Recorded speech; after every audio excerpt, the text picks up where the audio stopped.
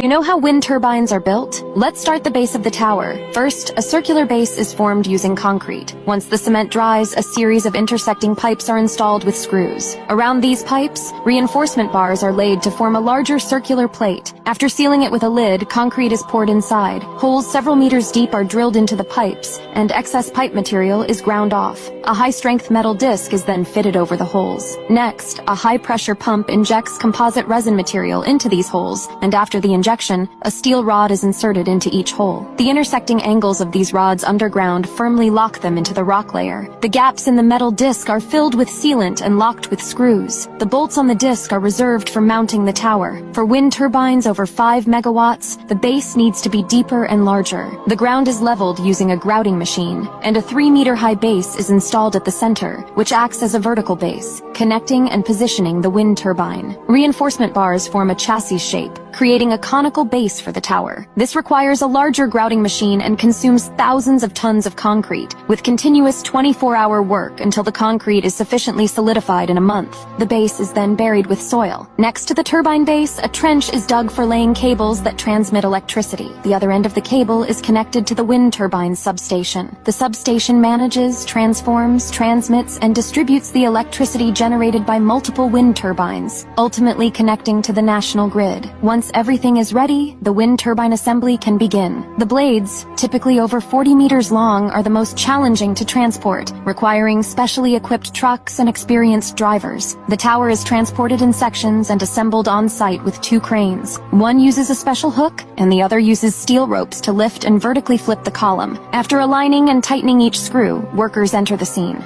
Now, the second column is hoisted, with the workers inside completing the connection and locking. The third segment, lifted to a height of 50 meters, requires the driver to use a walkie-talkie for precision alignment. With this segment in place, the tower is complete. Next is the nacelle weighing over 20 tons. It's hoisted with ropes to prevent swaying. The nacelle is the heart of the wind turbine, including the gearbox, generator, and control system. After securing the nacelle, the hub is installed. This is the hub first. Flip the hub over to the vertical. Although a rotating component has a fixed installation angle and is secured once the angle is perfectly aligned. Finally, the blades are installed. These massive blades require custom lifting tools for hoisting, controlled by ropes in 4 directions to ensure stability during lifting. The tension below helps with the connection when the blades reach their final height. After installation, workers manually remove the ropes, and the driver slowly removes the lifting tools from the blades. Once the last blade is installed, the wind part of the turbine is complete.